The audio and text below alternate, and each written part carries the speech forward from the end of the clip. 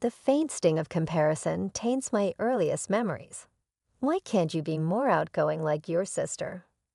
As I sat reading in my corner and Katie delighted guests with her dramatic tales, Mom would shake her head and remark, "She was 6 and I was 8, and the pattern was established already. Emily, honey, why don't you join the conversation?" Dad would provide encouragement, but it was in a tone of disappointment rather than encouragement. Katie, meantime, would be sitting on his knee and making everyone laugh with her goofy comments and lively facial gestures. Favoritism was evident in many facets of our life, not just the little ones.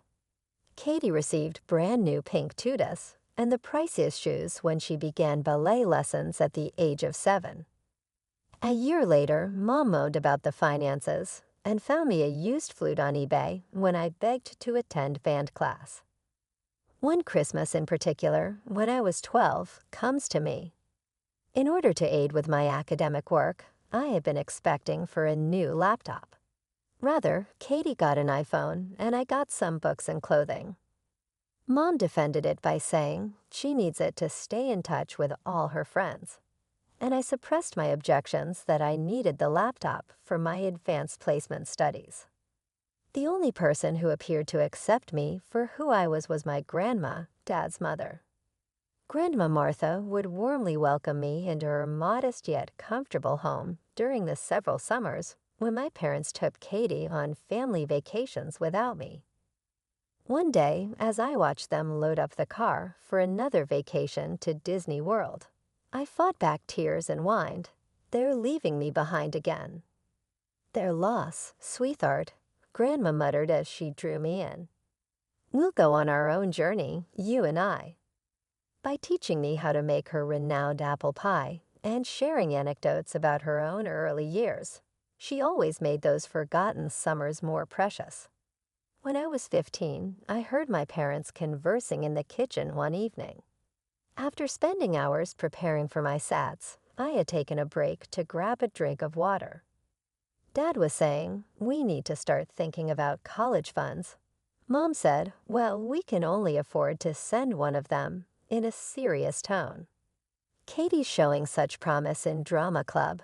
She could really make it in performing arts. "What about Emily?" Dad inquired, but his tone seemed unconvinced. "Emily is intelligent. She will find a solution.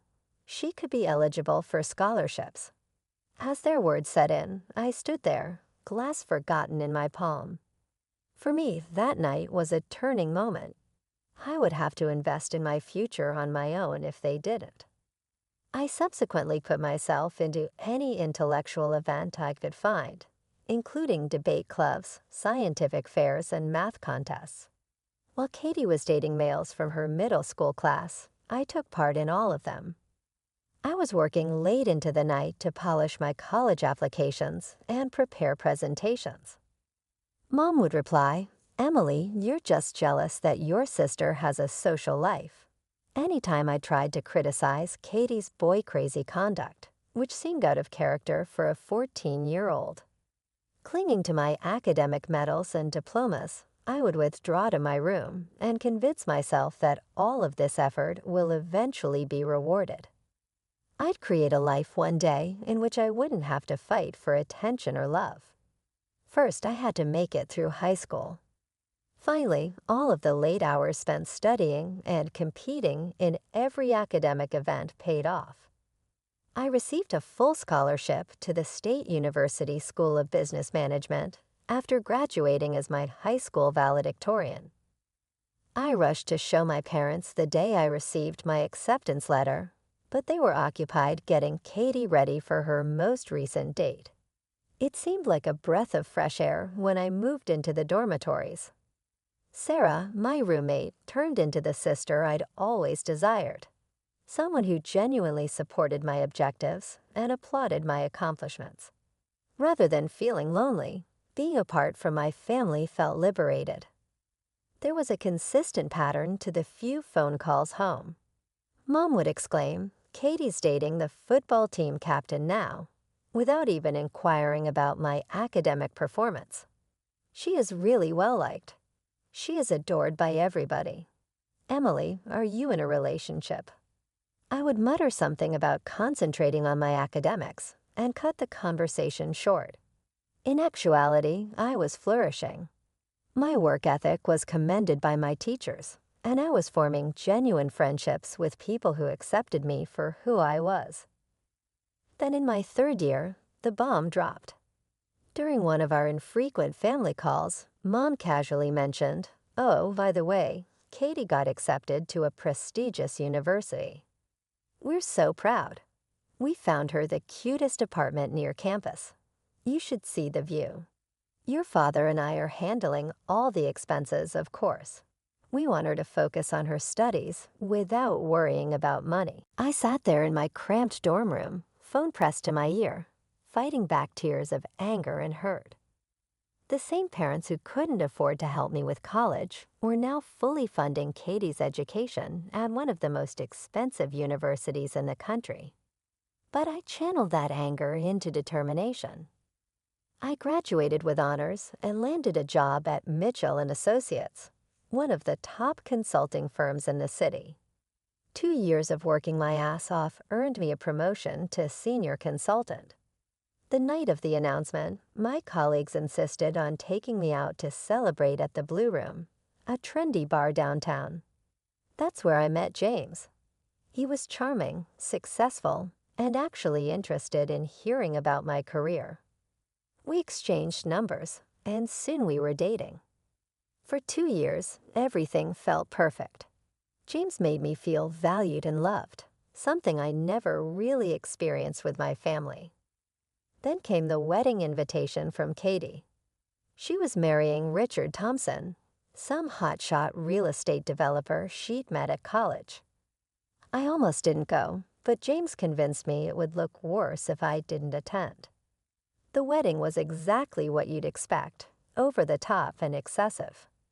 Katie practically floated around in her designer gown, making sure everyone knew she was becoming Mrs. Thompson before her big sister had even gotten engaged. I always knew I'd be first down the aisle. She smirked when we had our obligatory sister moment at the reception. I mean, you are always so focused on your career and everything. But don't worry, Em. Maybe someday you'll find someone too. I plastered on my best fake smile and sipped my champagne, reminding myself that her approval didn't matter anymore. I had a good job, a loving boyfriend, and a life I'd built entirely on my own terms. A year after Katie's wedding, James and I were living together in a cozy apartment downtown. One night after making dinner together, he got down on one knee in our tiny kitchen and took out a ring. My heart soared. I said yes and practically jumped into his arms.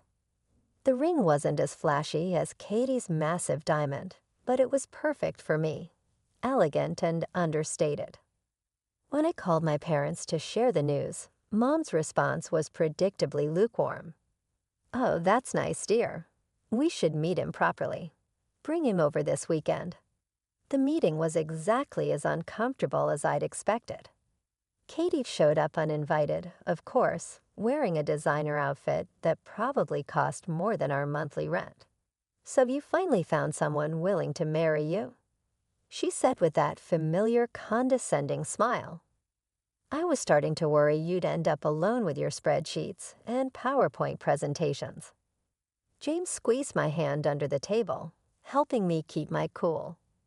To my surprise, Mom and Dad seemed to warm up to him during dinner. "We should host your engagement party," Mom suddenly announced. "We'll handle everything. It's the least we can do, considering we couldn't contribute to your education." The casual way she mentioned their financial favoritism made my blood boil, but James looked so excited about the idea that I agreed. 2 months later, we drove back to my parents' house for the party.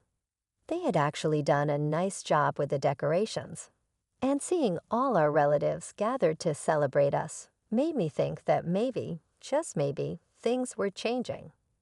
Katie showed up alone, explaining that Richard was away on business. She kept making snide comments about my dress being budget-friendly and how she could recommend a better wedding planner than the one we were considering. The party was in full swing when I realized I hadn't seen James for a while. "Has anyone seen my fiancé?" I asked, but everyone was too busy enjoying themselves to pay attention. Something felt off. I started searching through the house, eventually heading upstairs. As I approached my old bedroom, I heard noises that made my stomach drop. My hand trembled as I reached for the doorknob.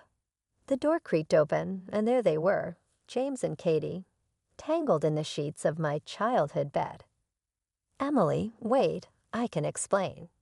James scrambled to get dressed, his face red with either shame or exertion. I couldn't tell which.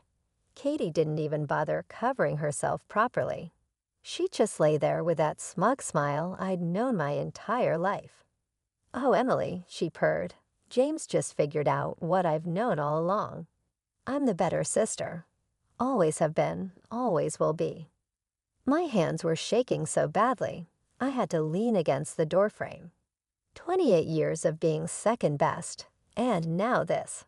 I opened my mouth to scream, to finally let out decades of hurt and rage. But before I could, Mom and Dad burst into the room, obviously having heard the commotion. Mom took one look at the scene and burst into tears. "Emily, sweetie, please." She grabbed my arm, her voice trembling. "You can't tell anyone about this. Think about your sister." Dad joined in, his face ashen. "If Richard finds out about this, he'll divorce her.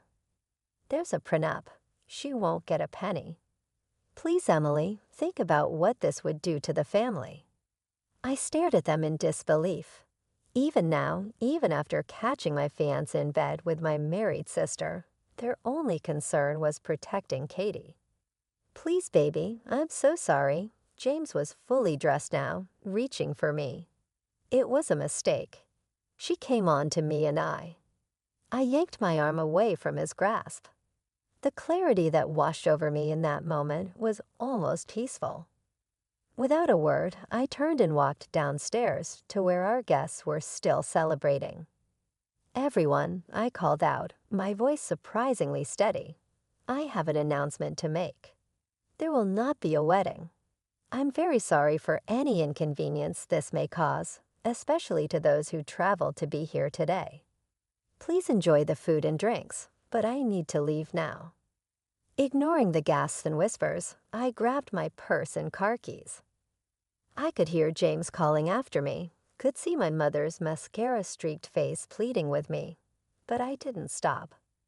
The drive home was a blur. As soon as I got to our apartment, I went into autopilot mode. I pulled out every cardboard box we had stored in the closet and methodically packed up James's belongings, clothes, books, his precious golf clubs. Everything that was his went into boxes. I drove to the nearest storage facility, rented a unit, and dropped off all his things. Then I sent him one final text with the unit number and access code before blocking his number, his email, and all his social media accounts. My phone kept buzzing with messages from my parents, warnings about family loyalty, pleas to keep quiet about what happened, guilt trips about how this would destroy Katie's marriage. I blocked their numbers too. As I sat alone in my half-empty apartment that night, I realized something. This wasn't just about James's betrayal.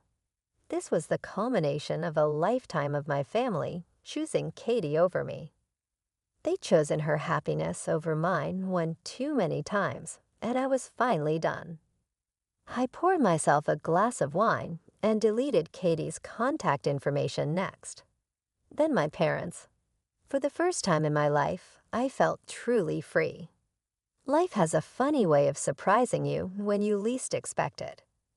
3 years after the engagement disaster, I was grabbing coffee at a local market when I literally bumped into Michael.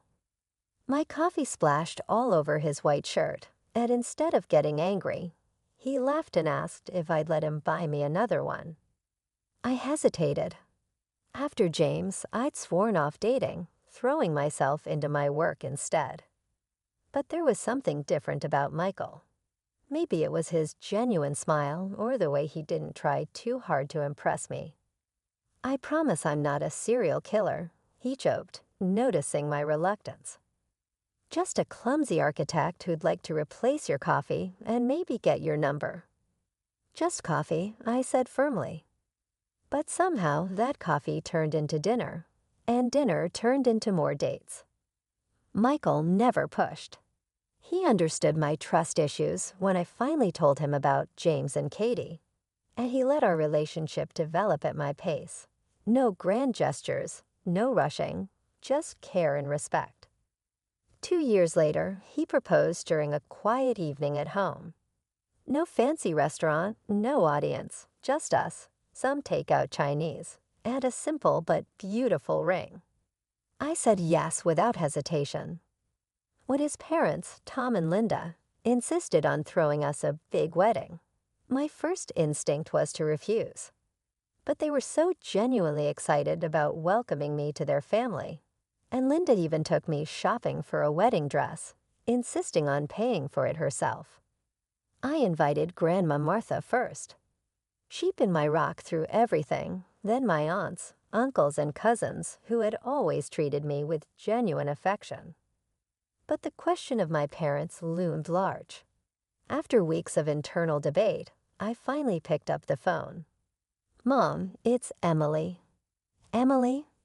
She sounded shocked but happy. "We've heard about your engagement from Aunt Sarah. We were hoping. I'm calling to invite you and Dad to the wedding." I cut in before I could lose my nerve. "Oh, sweetheart, we'd love to come."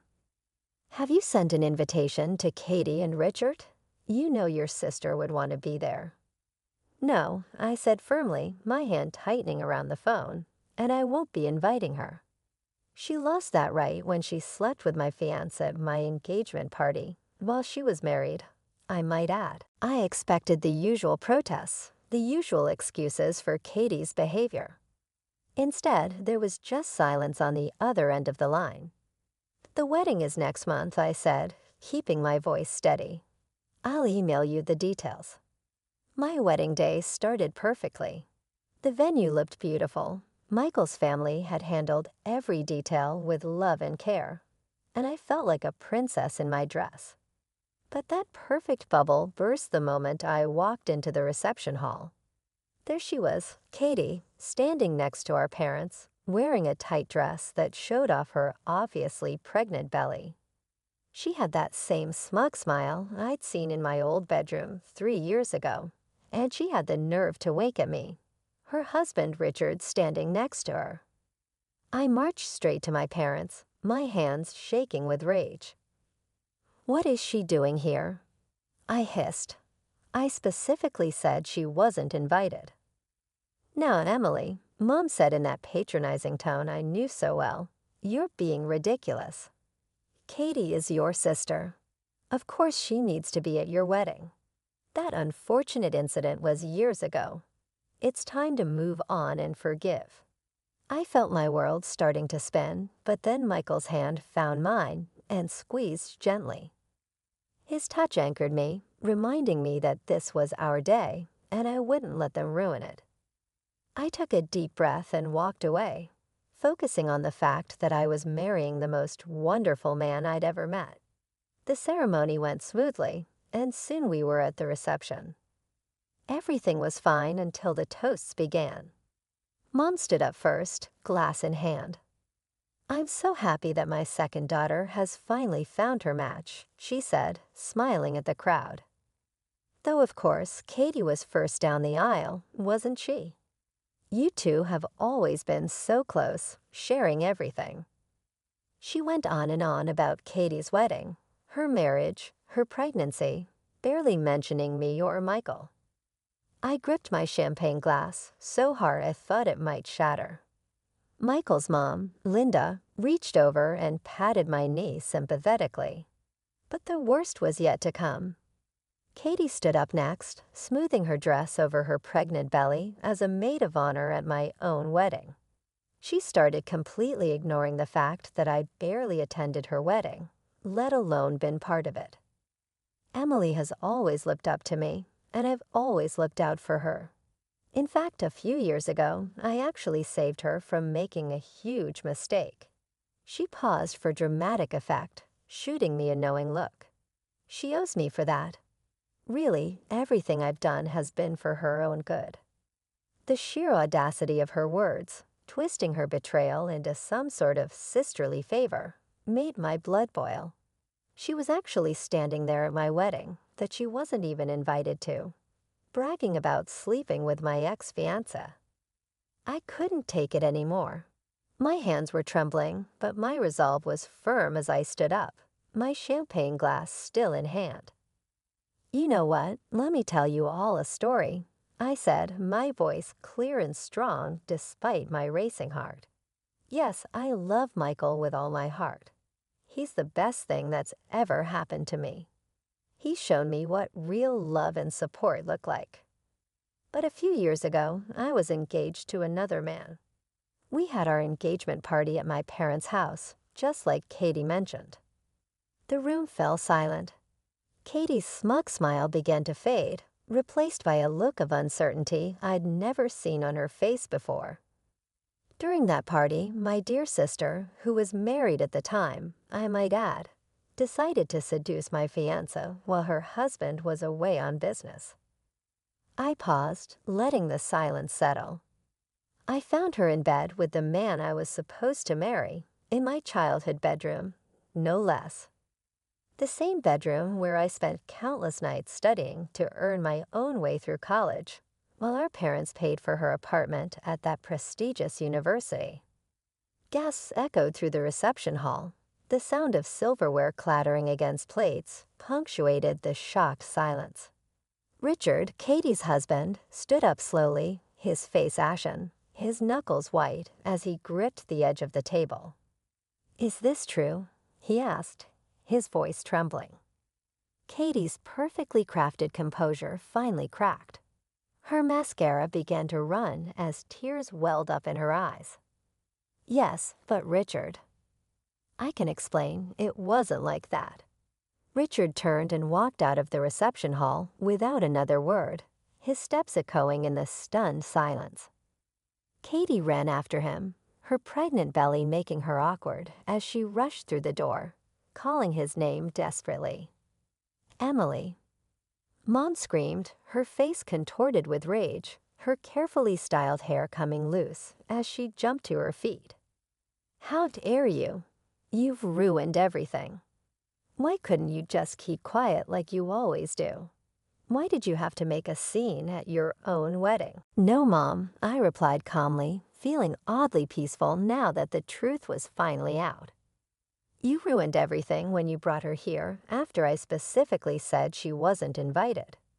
You ruined everything every time you chose her over me. You ruined everything when you defended her after she betrayed me in the worst possible way. This is just the consequences of your choices finally catching up to all of you." Our parents stormed out, following Katie and Richard, their angry mutters fading as they left the hall. The reception hall was silent for a moment, the tension thick in the air. Then Michael stood up and took my hand, his touch gentle and reassuring. "Well," he said with a warm smile that reached his eyes, "I believe we were in the middle of celebrating our wedding. Would anyone like to dance?" Aunt Sarah was the first to start clapping, followed by Grandma Martha, then Michael's family, and soon the whole room was applauding. Linda hugged me tight, whispering, "I'm so proud of you, sweetheart. You did the right thing."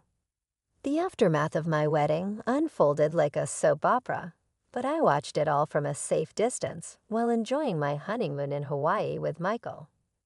Through family gossip, mainly from Aunt Sarah and Grandma Martha, I learned about everything that happened after Katie chased Richard out of our reception. Richard filed for divorce the very next week. Katie tried everything to stop him, tears, promises, threats, but he wouldn't budge. When her baby was born 2 months later, Richard demanded a DNA test.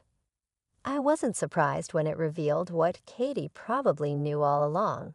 The baby wasn't his. Thanks to their prenup and the proof of her infidelity, Katie walked away with nothing.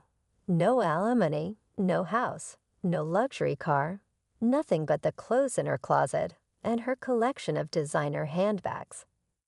Mom and Dad had to sell their vacation home to help pay for Katie's legal fees. She moved back in with them, bringing her newborn son with her. The irony wasn't lost on me. The golden child, who had everything handed to her on a silver platter, was now sleeping in her old bedroom, living off our parents' retirement savings. They tried to blame me, of course. The angry phone calls started about a month after my wedding. "You've ruined your sister's life," Mom screamed into my voicemail.